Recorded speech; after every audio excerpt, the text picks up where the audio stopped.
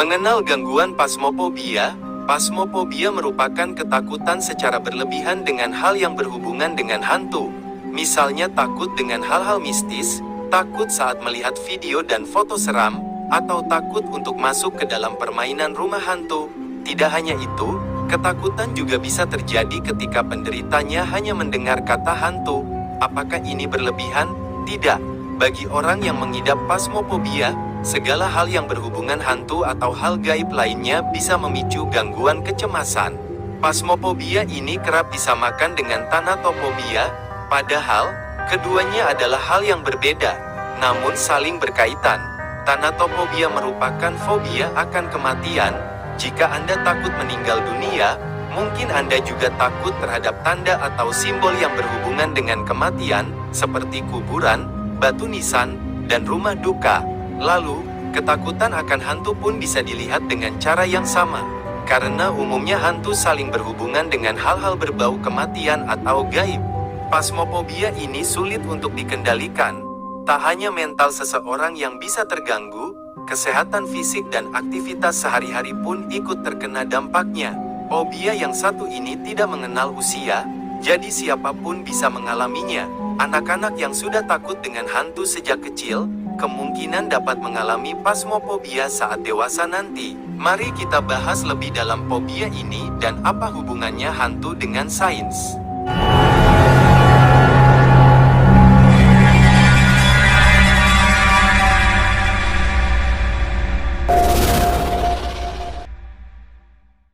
Ciri-ciri seseorang mengalami gangguan pasmofobia.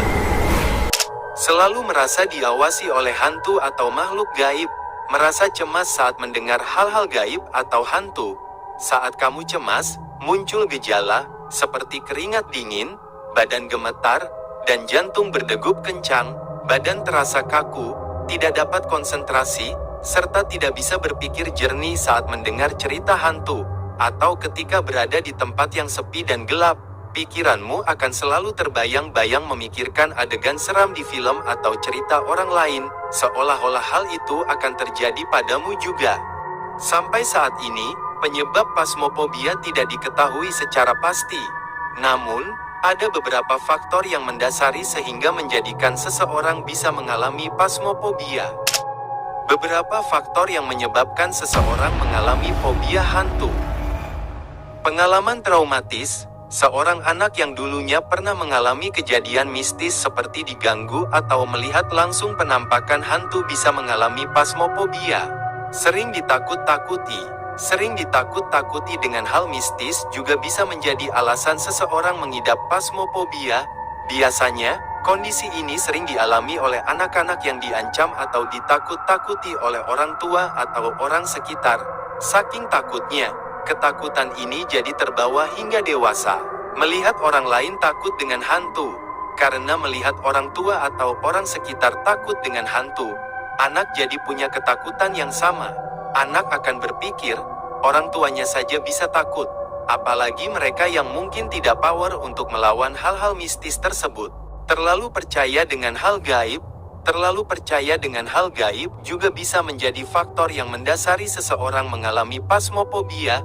Misalnya, Anda percaya bahwa keluar rumah saat maghrib itu berbahaya, karena maghrib menjelang malam dipercaya sebagai waktu makhluk gaib beraktivitas.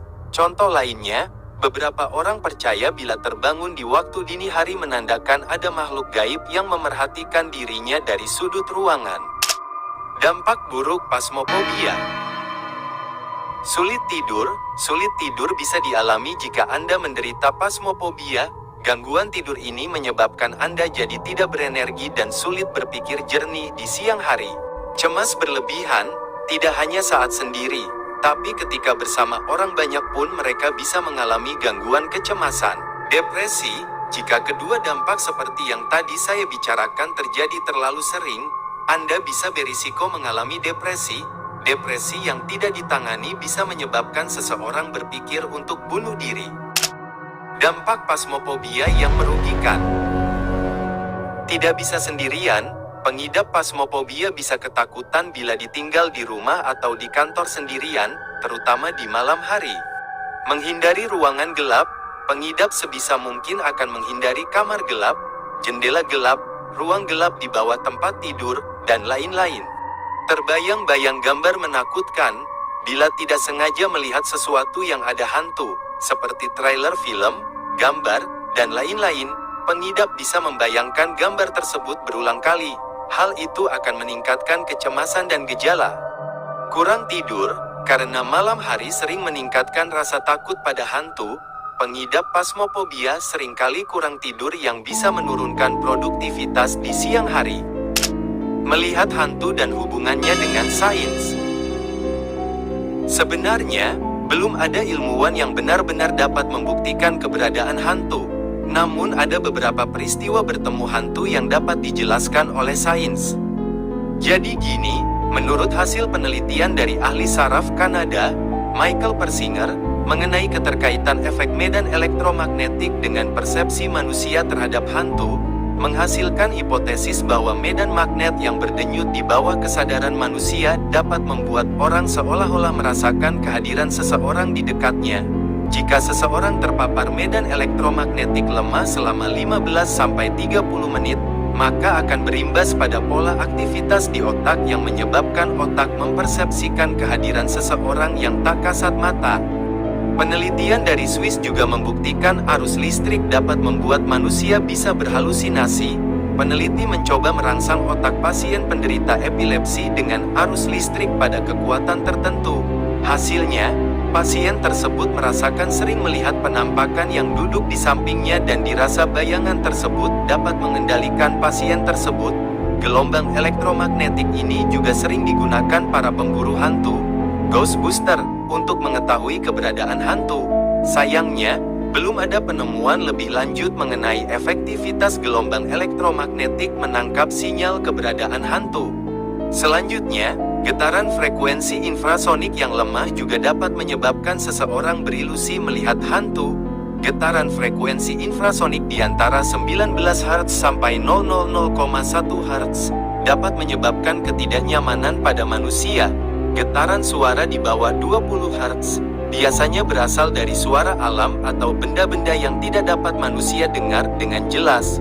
Suara getaran rendah ini dapat menyebabkan perasaan panik, perubahan tekanan darah, hiperventilasi, ketakutan, dan penglihatan seolah-olah melihat kehadiran hantu. Hal ini juga dibuktikan oleh Vic Tandy, seorang engineer yang berhasil menemukan hubungan infrasound dengan penampakan gaib. Pada tahun 1980-an, Tandy menemukan tempat ia bekerja yaitu di laboratorium peralatan medis berhantu. Ia merasa tidak nyaman saat bekerja pada ruangan tersebut, seperti ada seseorang yang mengawasinya saat bekerja dan ada bayangan abu-abu melintas dengan cepat di depannya. Setelah diselidiki, ternyata dalam ruangan tersebut memiliki gelombang 19 Hz yang bersumber dari kipas angin. Getaran suara saling memantul di antara dinding, dan mencapai puncaknya di tengah ruangan.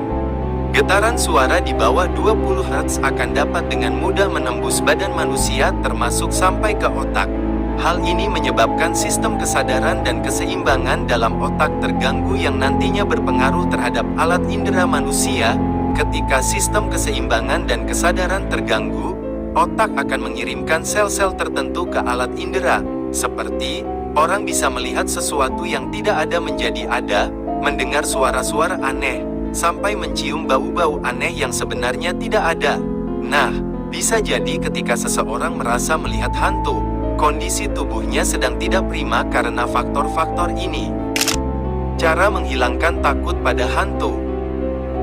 Bila kamu merasakan ketakutan irasional yang tidak wajar dan sudah mengganggu aktivitasmu, lebih baik segera konsultasikan ke psikolog atau spesialis kesehatan mental. Kamu akan diobati dengan terapi perilaku kognitif, yaitu terapi yang bertujuan untuk mengubah pola pikir dan respon negatif menjadi positif, sehingga kamu dapat mengetahui penyebab ketakutanmu dan dapat meminimalisasi ketakutan. Sekarang kamu tahu kan alasan ilmiah orang dapat melihat hantu. Yuk jangan takut lagi. Terima kasih.